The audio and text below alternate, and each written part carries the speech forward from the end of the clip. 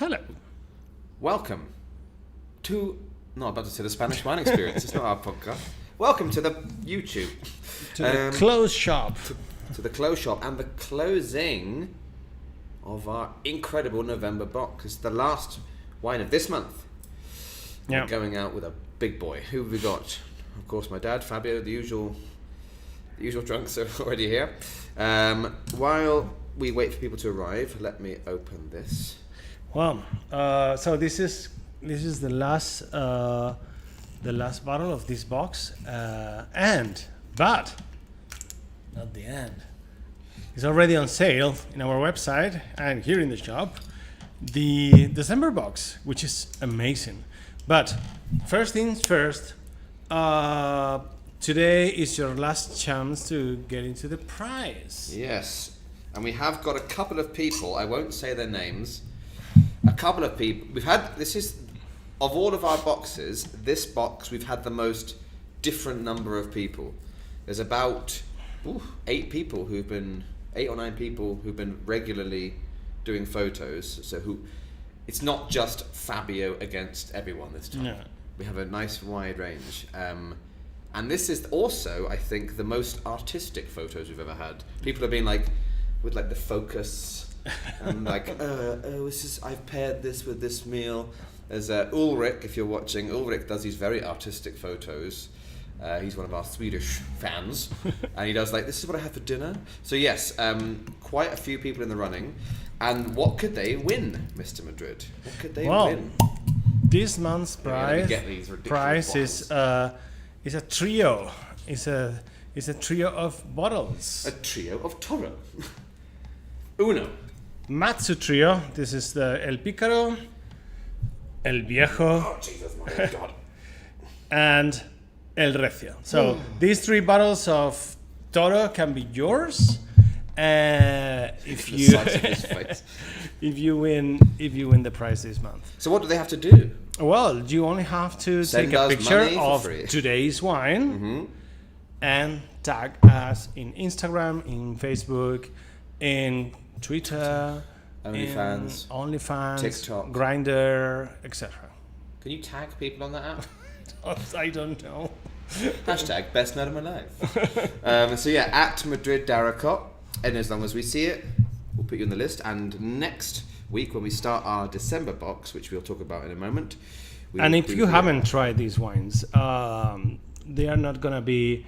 They're gonna be very useful these days, these Christmas days, on your table. One of these every morning. So yes, next week. So, December box is already on sale since yesterday. Yes. And, well, the first tasting is going to be like next Sunday. So you have this whole week to buy it, and we have time enough to send it to you. So before wherever you are. Yeah, Kyrgyzstan, Singapore. Antarctica. Wouldn't that be funny? A live wine tasting from the Scott Science Centre on Antarctica. So there are some really interesting wines in our December box. And what we've tried to do is we tried to make this box a little bit more wintry. Yes. A little bit more festive. Yeah, and useful for your special dates this month. So we tried to put 3 good red ones. Should we show them? Yeah, sure. Do you want to start with the reds or the Yeah, whites? let's start with the reds. Okay. So, a classic 100% Garnacha from Calatayud Ateca. Amazing wine from this beautiful winery. Big and boozy. An unexpected grape that we haven't tried yet in these tastings, Petit Verdot from Arrayan. This is the Mentrida, denominación de So I was origen. talking to our friends who run the La Osita beer bar earlier because I got a text going, "Oi, Daracot, can we buy those wines yet?" And I said, "Yes." What are the wines? I said, "Well, we have this. We have an almost 10-year-old Petit Verdot." And he was like, "Who do you think you are? How fancy have you become?" I was like, "Well, yes." We've got Petit Verdot. The big boy of the box is going to be Valderiz from Ribera del Duero. Big hefty Ribera. A very special wine for these days for your roasted lamb. In your cold British climate. a wine from Lanzarote, a Malvasia volcanica that you will not regret. We did this, I think, more than a year ago on a volcanic wines tasting, and it was easily the most famous and most popular and most purchased wine. It's really good. Nekeas, a Chardonnay with a little bit of oak from Navarra. 14% alcohol. And we cannot miss in these special dates bubbles. We brought for you this bottle of beautiful Gramona La Cuvée. 43 months. 43 months. So this will smell like a French patisserie and get you drunk at the same time. And it will be the perfect opportunity to talk about Corpinat and that area. So, very useful, very educative, and very boozy. And as usual, it's only Box. €400. Yeah. It will be, as always, €75. Free shipping for you. And In Spain. Yes. And remember, the price of these wines separately is much higher. So, do not lose this opportunity. That's a really good box. So, Anyway, what are we drinking this is today? Star. We're drinking a weird crocodile. What the hell is going on? it's crocodile wine. It's Crocodile Rock. It's an Elton John wine. This is a dark beastie here. Oh my God. Now, before we even begin, I have a personal connection to this wine. What personal connection? I have a personal alcoholic connection to all of our wines. But about 2 years ago, well, a year and a half ago, whatever, just after we opened the shop, I went to a dinner party with some friends. And of course, I was like, I have a wine shop now, I'll bring some wine. So I took this and a €30 bottle of some Ribera. I won't say who, but a very good Ribera. And it was very good. This is usually in our shop, well, about 15 or something. And I didn't say the prices. And of course, you see this and you think, well, this is crazy. And the Ribera was very traditional. And I asked people, which wine did you prefer? And they didn't know the price. They didn't know anything. 10 people, 9 people preferred this. And then I said, well, this is from Valencia, and it's €15. Yeah. This is one of these kind of wines that really punch above their weight, basically. So, take your, well, with the December box, you will already receive the glorious technique. The homework. Well, let's start filling it. Right. Wine. Los Arráez Parcela Cero. That's the name of the wine. Los Arráez Parcela Cero. Parcela is like a plot. Yeah. Like a vineyard plot, basically. Yeah. The zero plot. Vintage 2016. Yeah. Grapes. Use your little gradient because you will need some room for it. So on the side, you will see if you have the wine, you'll see that it says there's 3. Here it says 40% Monastrell, Yeah. 40% Tintorera, Garnacha Tintorera, which we'll mention in a minute, and 20% Cabernet Sauvignon. But that's actually not true. Yeah. Because there's 2 other grapes which they just didn't bother to put on. There's some Arcos as well. Arcos, the famous. The famous Arcos. Arcos. Arcos. Arcos. And the even more famous legendary. Forcallat. I beg your pardon. Forcallat. It sounds like the Catalan for shut up. Forcallat. So Arcos the full name is Miguel de Arcos. The original name is Moristel from Somontano. You don't really find it anywhere. And Forcallat, some very old-fashioned grape that you can find in Valencia and in Mallorca Islands. But I think because it's like 5% or something, Yeah. they didn't put them on the labels. But the majority of the heavy lifting. If I'm not wrong, we have today a question that is going to be about this, right? Yeah, someone actually asked us about. We will answer it later, about but names of grapes. everything is connected, so perfect. We do our timing. Thank you very much. Who is that guy? Is Laura. Laura. Or Laura. Oh, Laura. Or Laura. Where is she from? Don't know. It's in English, so probably American. Lara. Laura. Question from Lara from Michigan. Sorry. So yes, 5 grapes, but 3 on the bottle. Yeah. What's So, next? alcohol content. Not that. It's only 14. It's only 14 and a half. It's a solid 14 and a half. 14 and a half average content. Solid, yeah. Alcohol content for Spanish wine. Producer, Bodegas Arráez and region Valencia. Beware because this winery works in 4 or 5 different wine regions. in the world. No, in the south. They've got Alicante. Alicante, Valencia, Utiel, Valencia, Requena, Utiel. and Jumilla as well. And which is the Jumilla? Yeah, they work. They have some projects in Jumilla. I'm learning as well as you. So, well, let's go for the color. Cheers. Cheers, by the way.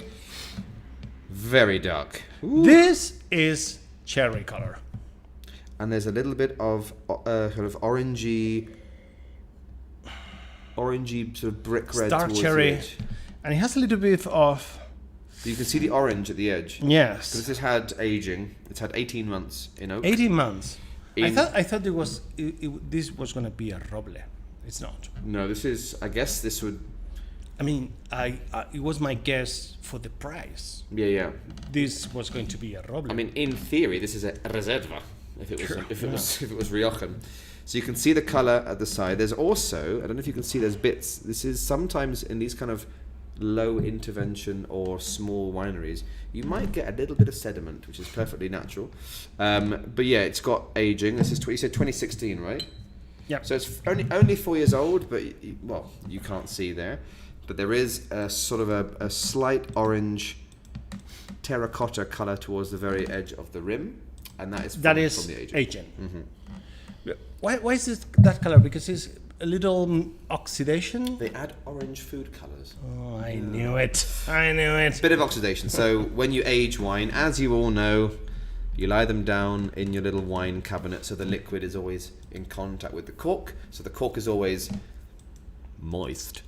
Horrible word. In England, we can use that word for cake. That's it. Obviously, if it's standing up for years, it can crack and oxygen can swoop in and ruin your wine. Like if you bite into an apple, it's brown after 10 minutes. But cork is wood. You can see it's a gnarly bit of wood. And wood is porous.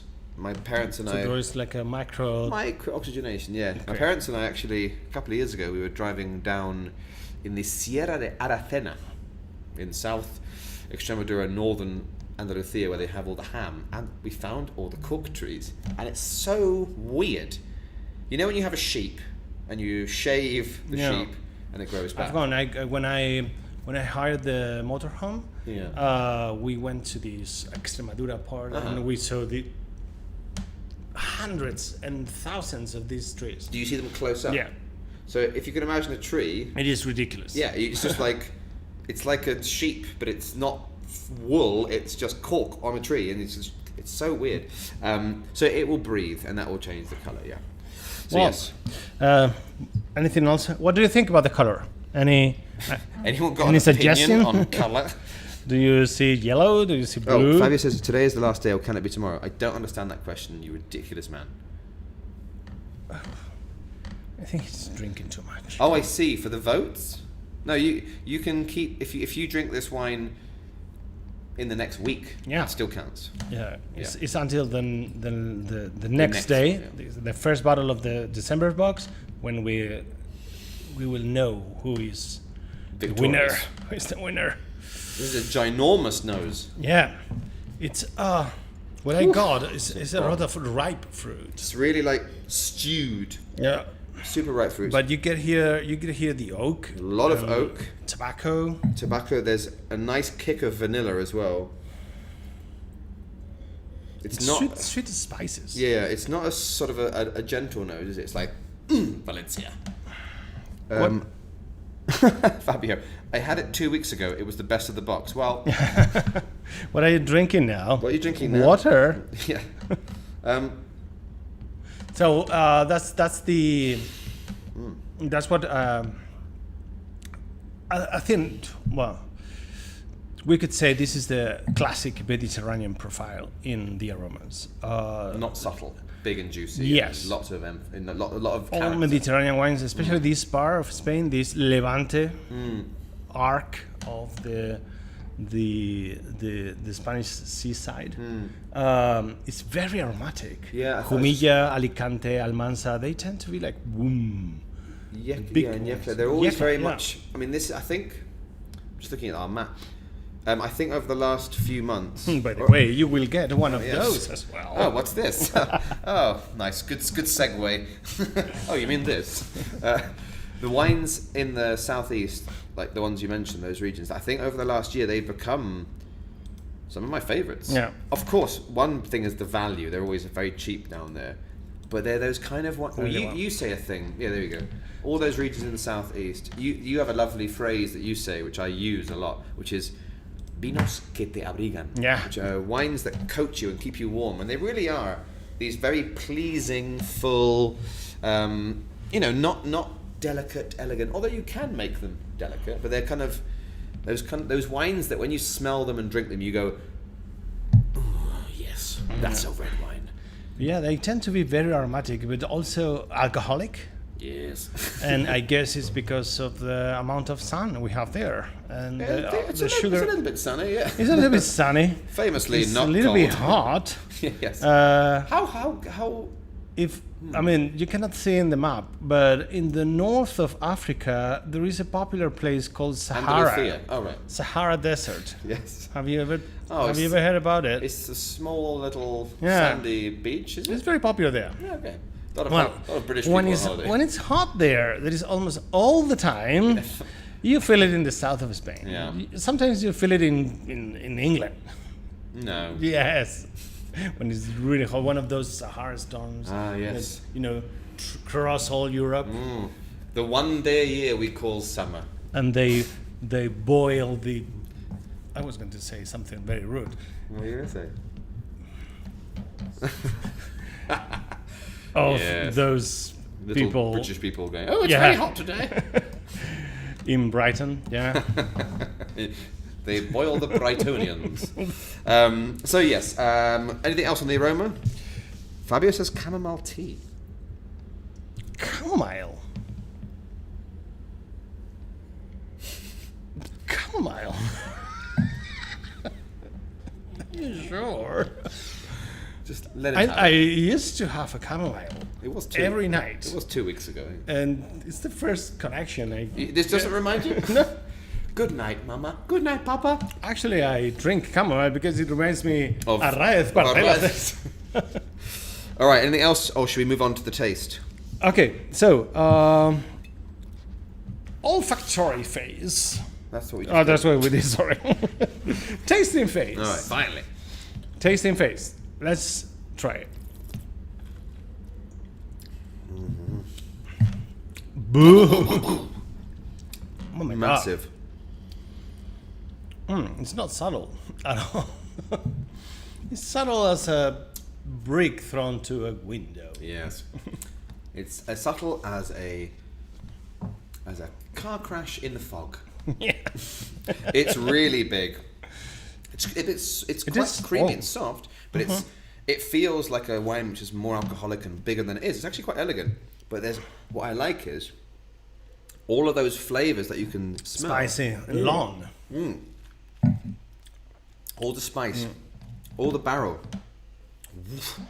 It really replicates itself on the palate. Out of interest, Fabio, if you're still watching after our insult, because Fabio usually eats with this, what did you eat with this wine? And then we'll talk to other people about what they think would go well. Was the animal dead or alive? I like my sushi very fresh. Well, by the way, did you know that this 3 Oaks. I know what you're going to say. it has oaks from 3 different origins? Oh yeah. Which are, I'll give you a clue. Bonjour, ça va bien. Germany, Yes. Hi there, freedom. Uganda, Correct. Oof, how do I do the last one? Ha. Dunno. Do you like goulash? Andalusia, Absolutely right. French, American and Hungarian. Hungarian oak. Yeah. I love. Oh, Fabio says a tremendous steak. Good man. I love Hungarian oak for what it represents because it's like cheap French. Yeah. You are starting to see more oaks. I think we've talked before about different oaks. I think last time someone asked about oak, but apart from all the crazy experiments like Rosanna Madrid of Roque's family with the acacia barrels and this kind of stuff, it's still really going to be French and American oak, but Hungarian oak is becoming a very interesting, local, continental, affordable option if you can't afford too much French oak. It's similar spicy, leathery, tobacco-y aroma. I have a very little and innocent doubt. It's made of wood, yeah. When you say or when you find out a wine that has 3 kinds of oak like this, I do a dance. when you have this kind of wine with 3 different oaks, Yep. what does it really mean? The wine has been from one barrel to other barrel. Some grapes have been, because this is a blend, some grapes have been in American, some others in French, some others in Hungarian. I think generally speaking, with this particular wine, probably, for example, I can imagine that the Cabernet Sauvignon, they put it in French oak, for example. The Monastrell, maybe in American oak. So they probably do, probably. The best match for... Exactly. In this case, probably. I think usually, if it's a blend, because you don't know, I find blending fascinating. Because it's such a... I mean, ever since we went to Señoría de Valazul in Madrid, I was just like, this is really fun. The alchemy of the blend. It's not... When you make your wine, it's not like, I've made wine, put it in a barrel, see you in 2 years or whatever. You're constantly checking all these barrels. And I remember Eva, she said, these are my Syrah barrels. Yeah. Some of them are in new oak, some of them are in old oak. These are my Tempranillo. So it's like this That is the funniest thing I've ever done in my life. With Eva is the owner of this winery, and she left us to play with the blends. With these big pipettes. Yeah, there's like a glass pipette that we could take wine from the barrels. Take some of that one. And, try that one. And we were making blends directly in the glass. Yeah. And a part of, finished totally Shit-faced. completely wasted. You and American. I was so impressed It was really how interesting. much it changes. The wine can change if you make little variations and add in new varieties. So I remember one, she was like, try this and try this. And it was the 2 Syrahs. And I was like, they're really different. Exactly. So then we add one or the other of this to the Tempranillo, and you get a different blend. So usually they will separately age, always usually separately ferment the grapes and the grape must. But I reckon probably if there's 3 oaks, they're choosing what oak they think will be best for that grape. Okay. Well, It's a lot really of tannins, right? Super It's dry. very- Drier than my sense of humour. Yeah. Ava, meatloaf. Yes. The singer? Well, it would pair with it as well. He's that big man. Oh, like a bird of hell. I need this one. I have a record for him. I love Meatloaf. Yeah. Bad Out of Hell is one of the greatest songs ever written. This has nothing to do with it. But I love Meatloaf. Anyway. When you have a very tannic wine, you mean it's a wine that it should be immediately be paired with food, right? Generally, It's yelling for food. yeah. Generally, it's more that your mouth is like, help me. Like when you have a really big Ribera or a really big Toro, it's just like you have a sip and you're like, that's yelling for food. Like Fabio with his big steak, that kind of stuff. You want something to accompany it on the palate, which is why I think we've noticed as a wine shop over the last 2 years of selling wine, we've noticed a lot of people saying this is our new Ribera, and they say things like, but don't worry, it's not like this, it's a new fresco, fresh, easy drinking one, because they realize maybe that a lot of people think, oh, I only want maybe a Ribera with food, because these big tannic wines, like you said, like calling out for food to kind of accompany it. A little bit balsamic as well. Look at you with your words. I love the word balsamic because it's never used for vinegar. You don't. Oh, it smells like balsamic vinegar. Oh no. Yeah, but it's a little bit. Yeah. What else have we got then? Do you know? Oh well, pairing. We are talking about yes. pairing, and I would like to add. It's not my favorite because I'm a little bit allergic to it, but it's also I think it pairs perfectly with anything with truffle. This wine. Maybe. I don't eat enough truffle to know what I would pair with it like that. If you are drinking this live, first of all, well done. You're better than everybody else. Secondly, please write down what you think this would go well with. Now, I have to say, I know the Arráez people, because we know them very well, we love these guys. They say this goes well with rice. Oh, sure. I don't know if I agree, because which rice? Well, any kind of risotto would go perfect with it. Something But not creamy. This is the Valencian. It's not risotto, it's arroz. But they have arroces caldosos that would Yeah, I also suppose. be close to it. But a strong, powerful fideuà or paella valenciana, like, you know, The almost Valenciana, yeah. toasted. I took my parents all the way to the Spanish coast to have a paella with green beans and snails in it. I don't think my mum was that impressed. I was like, oh my god, this is so amazing, traditional. I think they were like, that's not the snail. But I think for me, like, yeah, well, maybe truffle, because I was thinking like mushroom dishes, earthy, truffle I suppose, yeah. Meat. Thank you. Us poor people have only had truffle once in our lives. You're like, for breakfast, I'll have my yogurt with truffle. No, I'm fortunate. You have café con leche with aceite de trufa. Can you imagine that? Eva, it's very well scented. Anyone else want to have a guess? Not have a guess, but offer up what they might eat it with. I don't know who's here, so hello to whoever's there. But yes. Temperature 17. 16, 17. 16, 17. Yeah. The big glass you have at home. Once again, I put the small ones on. I'm sorry. The price is 14.20. 14.20. I know that off by heart. Yeah. This is one of our best-selling Levante reds, I think. Well, sheet already filled. This sheet is done. Right, should we quickly mention this amazing winery? Because Yes, let's talk about the winery. we did one of their wines during the quarantine? Cava Sutra? Yes, Did we we did do a Cava couple like maybe something else, but And my parents know this winery because they have a fun little cava called Cava Sutra. a very inspiring one. Yes, there's literally an orgy on the label. It's not for children. This is a... Are you gonna have a brother now? Oh, my parents... no, I will destroy him. I will be the youngest. So, Arráez, Bodegas Arráez. And this is one of these kind of... not revolutionary, these wineries that have revolutionized themselves. So what I love is, so the current owner is Tony Arráez. His dad was Antonio Tony Arráez. His granddad, who opened this, or set up the winery initially in 1950, was, have a guess his name.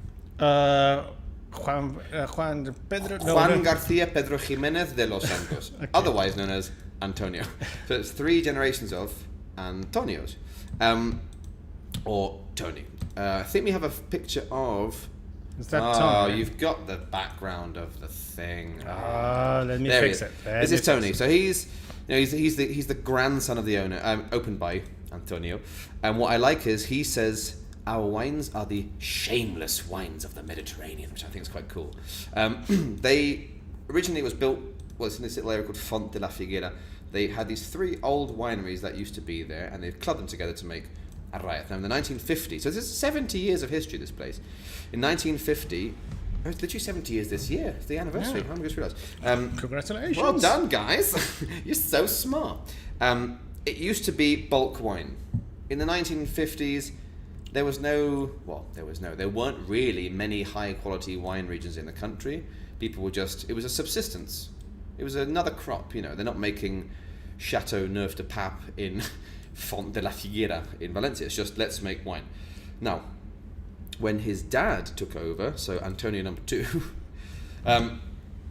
sort of 1980s, 1990s, it was focused more towards industrialization. So not necessarily mass bulk crappy stuff, but still big productions, trying to export it to other countries. So trying to push the family winery forward, but still in volume.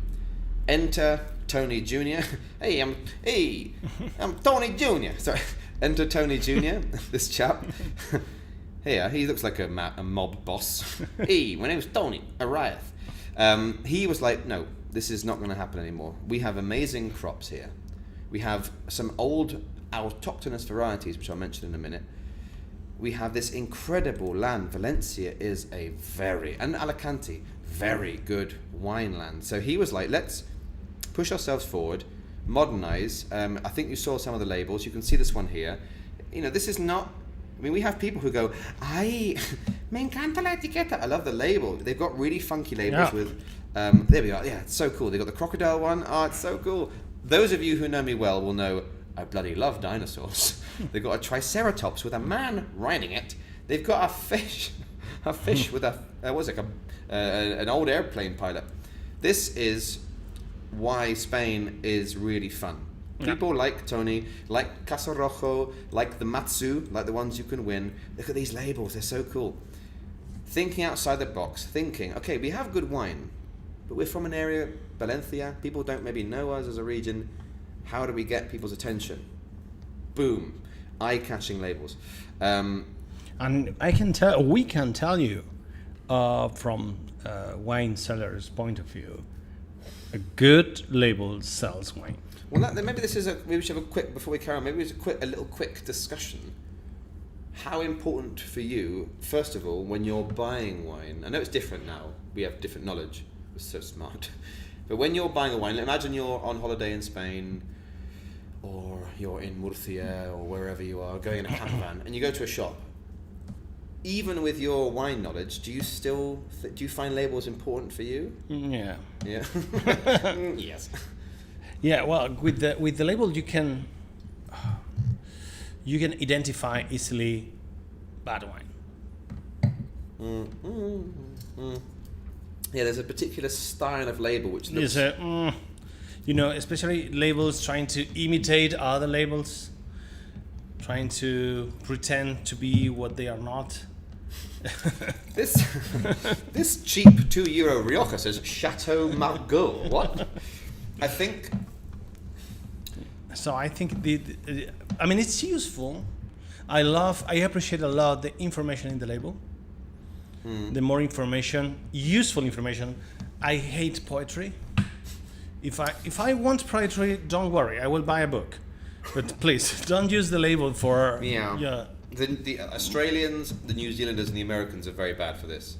They put poetry like, here the sun rises on the Sydney Harbour Bay in the dew. You're like, what am I drinking? Exactly. Spain is usually quite like, these are the grapes. This is the attitude. Tasting notes is fine. Even then, I don't like them. That one, for a consumer, they're helpful. Yeah. So I think for me, I have to say, we have seen labels that are pretty, and then you try the wine, you're like, but maybe because we are expecting a wine which is really good because the label is so cool. Like we tried, I won't say the name, but you tried a really quite fancy Rioja the other day. Yeah. Not the classical one, the more modern one, and you were like, it's a bit bitter. And I was like, like a €35 bottle of wine with a beautiful label, but at the end of the day, the most important thing is what's in the glass. So marketing is important. I mean, I don't know if you guys have any opinions about the labels. Do you look at labels? When we had this shop, of course, Roque and I, we have to like the wine. Or at least one of us has to really like it, otherwise we don't put it in the shop.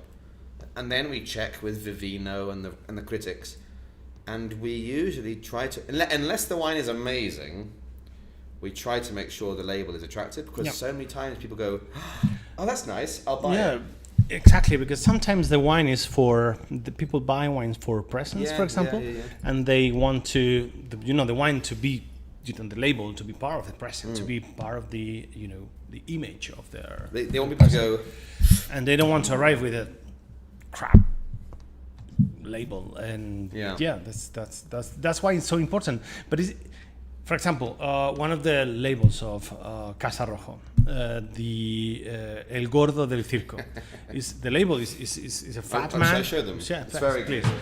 It's a fat man, and when the bottle is properly this is a photo. properly it's a picture of me chilled when I'm at the beach. and it's cold, the nipples of the fat man become blue. And I can tell you, these are the nipples that have so more money These are the most, ever. the most profitable nipples in Madrid. I have to say, this is not dissimilar to how I look on the beach. Anyway, my nipples go blue when it's cold as well. So that easy idea, stupid idea of using this ink that is thermosensitive, that changes color when it becomes cold. Well, I guess it's not a big invest for the winery, but it's a lot of money, man. I've noticed though that often, sometimes the more expensive and fancy the wines are, or more classic they are, the more meh the labels are, because they already have the name. Yeah, they don't need to put Like that push. famous Rueda we had, Yeah. you and me recently, wink wink. Amazing wines. The labels are like, meh, but then they don't need to, because everybody knows the quality of the wine. Whereas if you're like if you're a small winery from a small region, you have to have a good label. Look, Kevin, a label sells it for me. Yeah, okay. Cool label. And then Nina, everyone's chiming in. Everyone calm down. Nina, cool labeled wines make for cool gifts too. It's important to me. Also helps me to remember those wonderful wines. Visuals help. Yep. Yeah, exactly. Exactly. Lorena, I was looking forward to this one, and the label is one that caught my attention. So yeah, in this busy marketplace, I think there's no excuse for a boring or like bad label, because like you said, it's not a big investment, just a bit of creativity. Yeah. Now, of course, me, useless, I wouldn't make a good one. But also the label is a tool to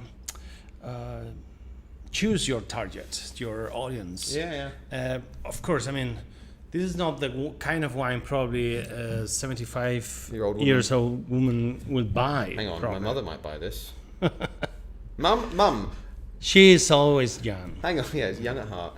Mum, Dad, if Mum is still watching, ask Mum if she would buy that kind of label. She's probably like, it's a horrible thing. So, yeah, that's the thing. You choose your target with, there is a message there. I'm a more youthful, irreverent, yeah. Yeah, and I want to catch you, younger person, so buy me. One of my favorite Spanish words, which doesn't exist in English, is desenfadado. Oh. Unangried. It's like this kind of idea. It's like non-serious, non-scary, non-angry, It's like desenfadado. Like we are. We're so desenfadados. So yeah, I think, and the Spain for me.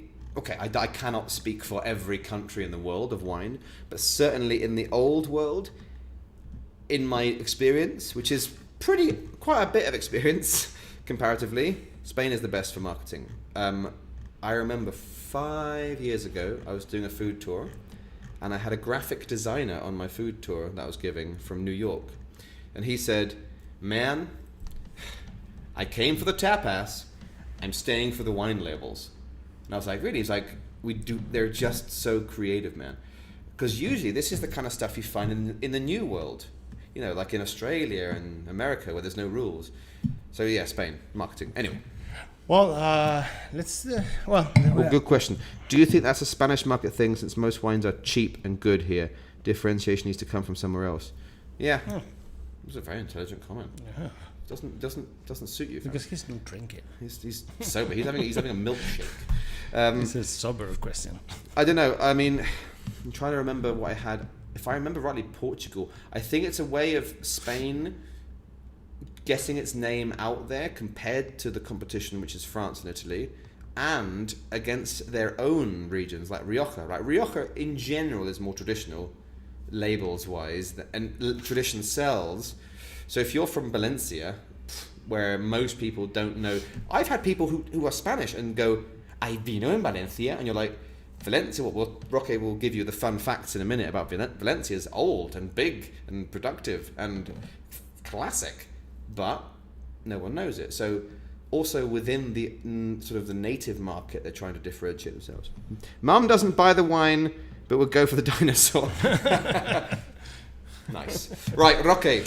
Well, tell us about Valencia region is one of those regions that is a little bit spread out. It's separated in subzones. Non-contiguous. Yeah, and let me You got a little put back map my there.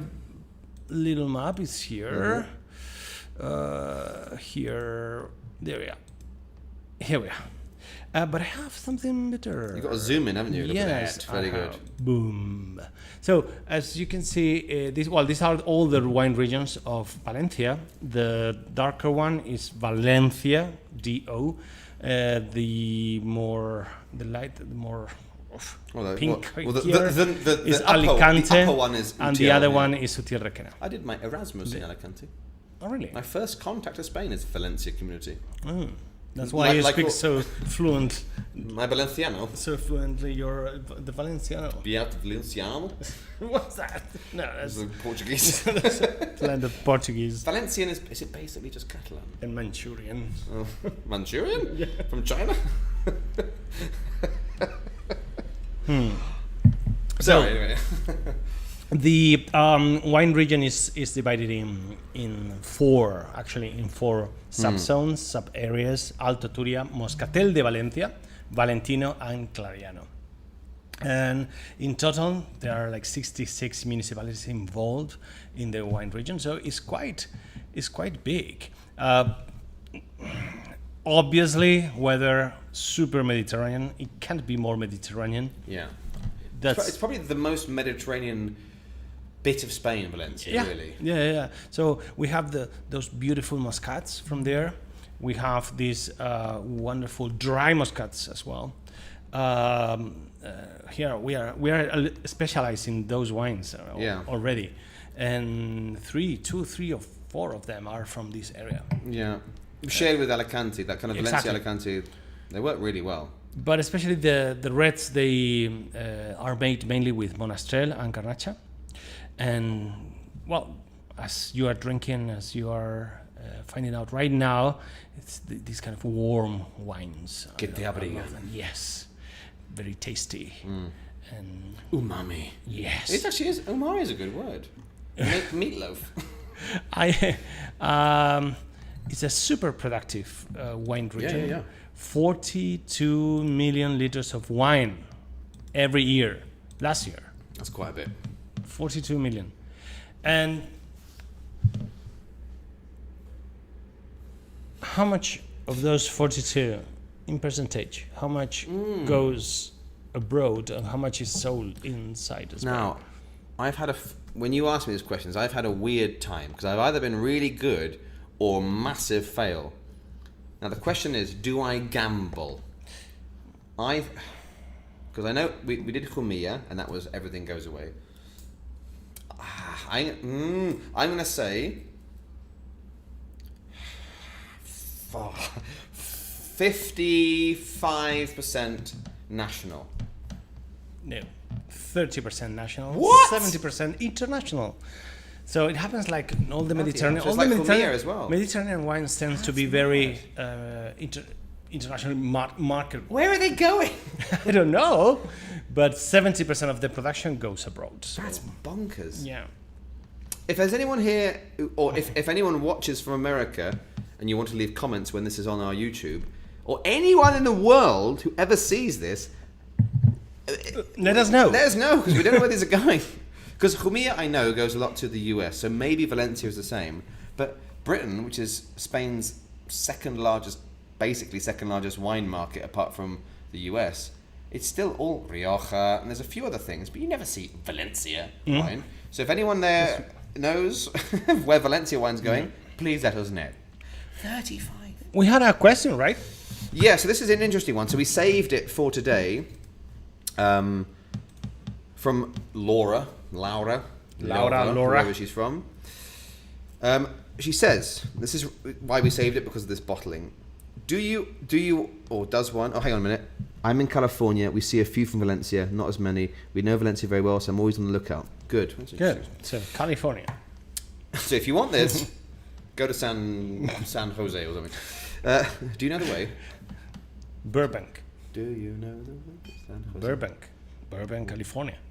But you didn't get my amazing joke. Do you know the way to San Jose? Okay, I hate myself. I don't know that stupid song. What is that? Is it a Mr. Bean song? It's a song from like the 60s or 70s. It's a terrible song. We did it at school. Anyway, This is a little window into my childhood. Do you always have? So Laura says, do you always have to say the names of the grapes on the bottle? Now, Oh yeah, that's what we mentioned that before, because There's this only- blend is not precisely the original one. So I think it's worth, before we get into this, it obviously depends on the. depends on the DO. So, for example, those of you, this is a useful thing for you people in the different countries. French wine, for example, if any of you have ever bought a bottle of Bordeaux or Burgundy, you will see that it doesn't have the grapes on. They think if you don't know, you're stupid. You have to know. Of course, if it's Burgundy and it's red, it's going to be Pinot Noir. But anyway, so many countries and many regions don't put anything on. I think sometimes in Spain as well, they don't put anything on. But so it depends on the region as well. If you are going to put it on, what will it be? So in Rioja, you will often see it'll say 100% Tempranillo, or in Toro it'll say 100% Tempranillo. But a Toro wine can be, is it 15% Garnacha? It's 25. 25? Maximum. Rueda can be 25 or 15, 25, oh god, I'm forgetting my own knowledge, percent Sauvignon Blanc with the Verdejo. So if they say it's a Rueda wine or a Rueda Verdejo, it has to be 85% Verdejo. If it says 100% Verdejo, you know it's 100%. So it might say one of the grapes, but if it doesn't say 100%, there actually might be a small amount of something else. I presume with these guys, I mean, we don't know the individual facts for Valencia. It's not on the website.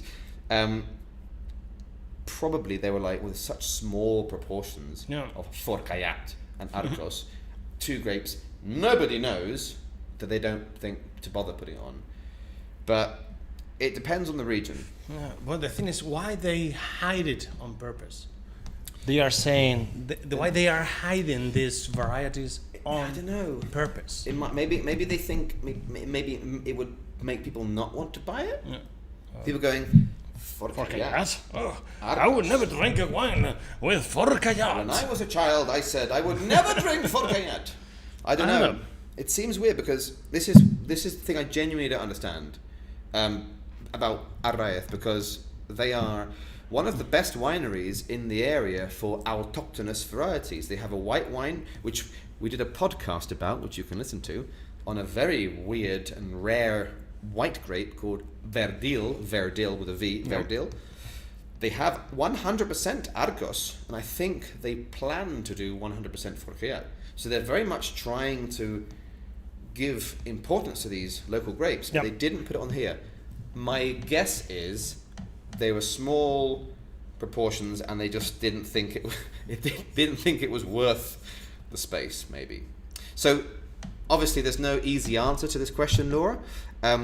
Basically, the short answer is: do you always have to say the names on the grapes? No, but it depends on the region. If you don't want to say any grapes, you don't have to. No region says you must state if it's Garnacha. Yeah. But of course, in Spain, they're pretty good with giving you the information. They'll say it's Garnacha. Those who are really experts hiding information are the French. Yeah, like you have to know. In this village, we do Cabernet and Merlot. You did not know that? You stupid Englishman. But in France, there's less. In their regions, they're often quite strict. So, for example, if you're buying a bottle of Bordeaux from the left bank, it will be a blend of Cabernet and Merlot, where Cabernet is principal. And so basically, you should know that. In the same way, if you buy a bottle of wine from Toro, maybe it says nothing, but you should know it's Tempranillo. But when we get into these regions where there's there's quite a lot of grapes permitted. Yeah. I mean, how many grapes are permitted in Valencia? You have your list, I'm sure. It's super long. I have it here. It's about 400 red wines, 400 white ones. But so when you have a region which has a lot of permitted varieties, it's a smart idea to write the ones that are in it on there. Grenache, Monastrell, Tempranillo, Garnacha Tintorera, Forcallat, Bobal, Cabernet Sauvignon, Merlot, Pinot Noir, Syrah, Graciano, Malbec, Manda, Marcellan, Mencía, Merlot, Mazuelo, and Petit Verdot. You finished? Yes. Those are the reds. Do you want me God. to go with Yeah, the go whites? on. Let's do the whites. Let's do the whites as well. Go on. Macabeo, Malvasía, Merceguera, Moscatel de Alejandría, Moscatel de Grano Menudo, Pedro Jiménez. Planta fina, planta nova, Tortosí, Verdil, Chardonnay, Semillon Blanc, Sauvignon Blanc, Verdejo, Riesling, Viognier, and Gewürztraminer. Jesus Christ. That's why they put them on the label. Because if you say, I have a white wine, it's like, okay, is it a Gewürztraminer, a Planta Nova, or a Chardonnay? So that's, I think often it depends if the region thinks they should help you out with knowledge. Yeah. So yes. Anything else? That's the question of the day. Any questions? Do you guys have any questions? This is always not supposed to be a class. This is supposed to be a community. I hate myself. Well, it's time to say goodbye. Well, we hope you've enjoyed November. I think this has been our best box yet. I think thematically, I think it was for us as well really interesting. We went. Yes. We had a pheno in a light bulb. we had everything. We had big reds from the coast. We had weird whites. We've done a bit of everything. And the next month's box is going to be, I think, equally as fascinating. We've got some new grapes, some new regions. So if you are interested, and of course you are interested, if you are interested in continuing this alcoholic journey with us, please go to our website now and you can buy our Christmas December box. Yeah, we like to make this effort every month, talking with wineries and push them to lower the prices to cover the shipping costs, because remember it's free shipping, this box. But it's always a pleasure, and we are creating also another community of wineries that love to support us, and thank you very much to them. And well, thank you very much to Arráez. I thought you were going to say to me, I was like, you're welcome. And Toro Albalá, and everyone. all these great wineries we have had in this November box. December will start next Sunday. Next Monday, yes. It's a fiesta here in Spain. So the calendar of December is going to be a little bit different, because we have to fit our activity here in the shop to synchronize it with the tastings here, the online tastings, Christmas holidays, all that kind of stuff. And it's going to be a little bit different, but not too different. Not too different, but Monday morning it's going to be 11 fine. It's going to be fine. And as always, I'm gonna do the dirty job now. If you enjoy our content, please give us a like. Please subscribe. Please subscribe. We've got 7, which is pretty good. But if we could get that up to 50 right now, that'd be great. 20,000. If you could. And press the notification bell. So next time we're going to have a live, you can see that I will coming. upload the schedule of the tastings this week. So a lot of work to do. It's been a super busy weekend for us. Black Friday, last Friday. A lot of tastings. A lot of tastings here in the shop. So if you want a tasting for December, hurry up. Santa Claus is coming. Anyway. And thank you very much. So, thank you to Arráez. Thank you to you guys. And see you next week. See you in Christmas. Cheers. Cheers.